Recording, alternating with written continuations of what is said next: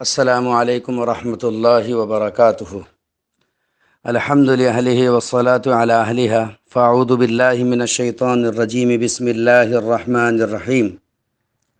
یا ایہا الذین آمنوا ان جاءکم فاسق بنبأ فتبینوا ان تصیبوا قوما بجہالۃ فتصبحوا علی ما فعلتم نادمین۔ میرے محترم بزرگ اور دوستو، آج میں آپ حضرات کے سامنے یہ بات بالکل کھل کر واضح کر دینا چاہتا ہوں کہ مادر علمی دارالعلوم دیوبند کے موقف اور فتوے کو لے کر کے قابل رحم یوسف واپی اور حکیم ٹانڈوی اور ان جیسے لوگوں نے جو جھوٹ پھیلایا ہے، انشاءاللہ آج اس کا پردہ فاش ہو جائے گا۔ ان لوگوں کا کہنا ہے کہ دارالعلوم دیوبند نے مولانا سعد صاحب کے بارے میں کافر ہونے، گمراہ ہونے اور اہل سنہ والجماعت سے خارج ہونے کا فتویٰ دیا ہے۔ دارالعلوم دیوبند کی طرف یہ لوگ جو جھوٹ منسوب کر رہے ہیں، اللہ کے یہاں انہیں اس کا جواب ضرور دینا پڑے گا، لیکن اللہ کا فضل ہے آج یہ حقیقت کھل کر کے سامنے آ گئی ہے۔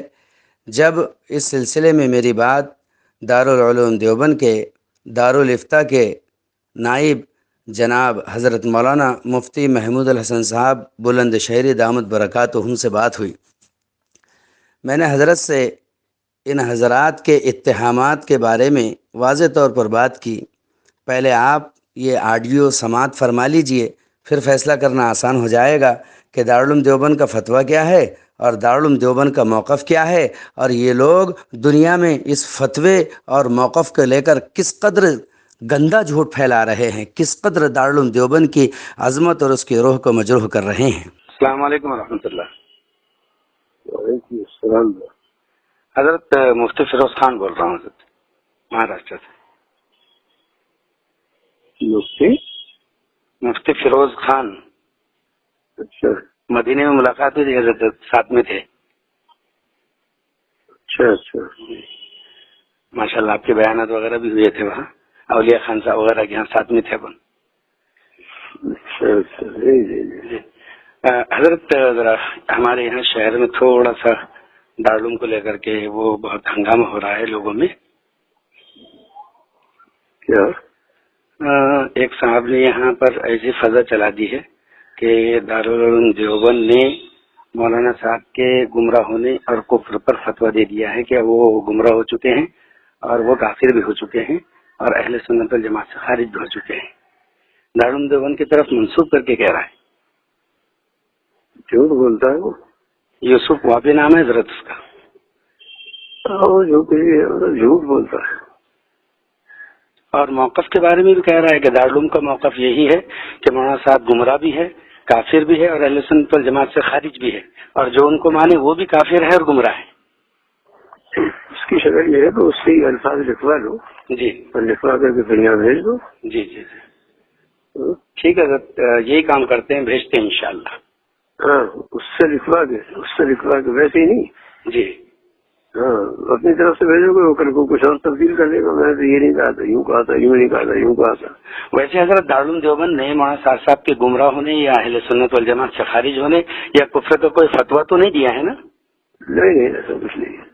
ٹھیک ہے حضرت، میں نے سوچا کہ چلیے دارالعلوم دیوبند کے جو ہے صدر دارالفتاء سے پوچھ لوں، اس لیے میں نے آپ کو فون لگایا تھا۔ تکلیف کے لیے معافی چاہتا ہوں حضرت۔ ٹھیک ہے، اچھا، السلام علیکم۔ وعلیکم۔ اب آپ خود فیصلہ کیجئے کہ دارالعلوم دیوبند کے دارالافتاء کے نائب خود حضرت مفتی محمود الحسن صاحب بلند شہری دامت برکاتہم، جن کے خود سائن اس موقف کے اندر موجود ہے، جن کے دستخط خود اس فتوے کے اندر موجود ہے، وہ خود یہ فرما رہے ہیں کہ دارالعلوم دیوبند نے اس قسم کا نہ کوئی موقف اختیار کیا ہے مولانا صاحب کے سلسلے میں، اور نہ ہی تو اس قسم کا کوئی فتویٰ دیا ہے کہ مولانا صاحب گمراہ ہے یا مولانا صاحب کافر ہے یا مولانا صاحب اہل السنہ والجماعت سے خارج ہے۔ پھر کیوں کر یہ لوگ پوری دنیا کے اندر اتنا بڑا جھوٹ پھیلا رہے ہیں؟ میری تو سمجھ سے باہر ہے۔ میں تو حیران ہوں کہ یا اللہ، دارالعلوم دیوبند کے سلسلے میں اتنا بڑا جھوٹ اور اتنی بڑی تہمت اور اتنا بڑا افتراء پوری امت میں چل رہا ہے۔ آج جا کر کے اس کا پردہ چاک ہوا ہے، آج جا کر کے حقیقت واضح ہوئی ہے کہ دارالعلوم دیوبند کا موقف کیا ہے اور فتویٰ کیا ہے، اور یہ لوگ اس کا غلط استعمال کیسے کر رہے ہیں۔ میں سبھی احباب کو خبردار کر دینا چاہتا ہوں کہ ان لوگوں کا منشا مجھے کچھ اچھا نہیں لگتا۔ شاید یہ لوگ چاہتے ہیں کہ ایسا کر کے دارالعلوم دیوبند میں اور ایسا کر کے مرکز نظام الدین یا اہل نظام الدین یا نظام الدین کے چاہنے والوں کے درمیان میں بڑی جنگ ٹھن جائے، بڑی لڑائیاں ہو جائے۔ وہ کچھ اور چاہ رہے ہیں۔ اللہ کرے کہ یہ اپنے منصوبوں کے اندر ناکام ہو جائے اور کبھی کامیاب نہ ہو، اور اللہ انہیں کامیاب نہیں ہونے دے گا۔ میں تمام علماء کرام سے اس بات کی گزارش کرتا ہوں، تمام ائمہ مفتیان کرام سے اس بات کی گزارش کرتا ہوں کہ جنہوں نے مادر علمی دارالعلوم دیوبند پر اتنا بڑا افتراء، اتنا بڑا جھوٹ باندھا ہے، ایسے لوگوں کی خبر لیں، انہیں درست کریں اور عوام کو سمجھائیں کہ دارالعلوم دیوبند نے اس قسم کا کوئی فتویٰ یا موقف اختیار نہیں کیا ہے جس طریقے سے یہ لوگ اپنے آڈیو میں مختلف جگہ پر بیان کر رہے ہیں۔ کہیں کہتے ہیں کہ کافر کہا ہے، کہیں کہتے ہیں کافر سے بڑا کہا ہے، کہیں کچھ کہتے ہیں، کہیں کچھ کہتے ہیں۔ یہ دارالعلوم دیوبند کے موقف اور دارالعلوم دیوبند کے فتوے کا بالکل غلط معنی اور بالکل غلط استعمال کر رہے ہیں، جبکہ کوسوں دور تک دارالعلوم دیوبند کے موقف اور فتوے کا اس سے کوئی تعلق نہیں ہے۔ ہاں، یہ اور بات ہے کہ دارالعلوم دیوبند کا وقار، دارالعلوم دیوبند کی ہستی اس مقام کے اوپر ہے کہ مولانا سعد نہیں، اگر امام حرم بھی اگر اس قسم کی گفت و شنید کرتا ہے، اگر اس قسم کا معاملہ کرتا ہے، تو دارالعلوم دیوبند کو پورا اختیار ہے کہ وہ قد و غن کرے۔ دارالعلوم دیوبند کو پورا اختیار ہے کہ اس پر تعریض کرے۔ دارالعلوم دیوبند کو پورا اختیار ہے کہ اس کے اوپر تنبیہ کرے، جس طریقے سے دارالعلوم دیوبند نے اپنے موقف میں مولانا سعد صاحب پر تنبیہ کی ہے، قد و غن لگایا ہے۔ بالکل دارالعلوم دیوبند کا یہ موقف، دارالعلوم دیوبند کا یہ فتویٰ مولانا سعد صاحب کے سلسلے میں حرف بہ حرف صحیح ہے، لیکن اس موقف کو، اس فتوے کو جو ان لوگوں نے رنگ دیا ہے کہ دارالعلوم دیوبند نے مولانا سعد پر کفر کا فتویٰ دے دیا، مولانا سعد صاحب کو گمراہ قرار دے دیا، اہل سنہ والجماعت سے خارج کر دیا، اور جو ان کی حمایت کرنے والے ہیں وہ بھی دین سے خارج، وہ بھی اسلام سے خارج، جو ان کے ماننے والے ہیں، تاکہ لوگ ڈرتے رہے اور دارالعلوم دیوبند کے بارے میں لوگ تشویش میں رہے کہ دارالعلوم دیوبند اتنا سخت کیسے ہو سکتا ہے۔ ہم اپنے مادر علمی دارالعلوم دیوبند کے مزاج اور ذوق سے واقف ہے کہ مولانا سعد صاحب تو بہت دور کی بات ہے، وہ تو ادنیٰ مومن کے تکفیر میں بھی احتیاط سے کام لیتا ہے۔ اس لیے میں سبھی احباب سے درخواست کرتا ہوں اس آڈیو کو ایک گھر تک پہنچائے اور ان کے دجل و فریب سے پردہ اٹھائے، ان کی حقیقت کا انکشاف کرے۔ آئندہ اگر کسی کو بھی ان کا فون آتا ہے تو بالکل ان سے اس قسم کی بات نہ کرے۔ اب سمجھ میں صاف واضح آ گیا ہے کہ جنگ صفین کیسے وجود میں آئی۔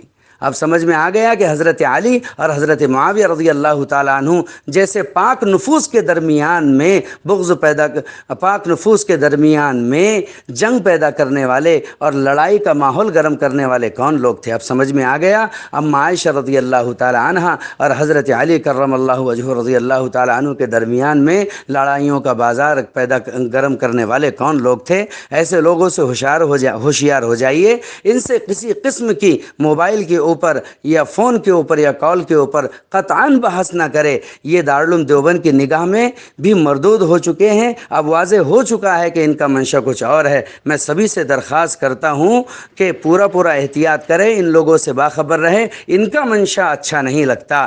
اللہ تعالیٰ دارالعلوم دیوبند کو، ہمارے علماء کو، ہمارے مفتیان کو اور عظمت دارالعلوم دیوبند کو قیامت تک زندہ رکھے۔ السلام علیکم ورحمۃ اللہ وبرکاتہ۔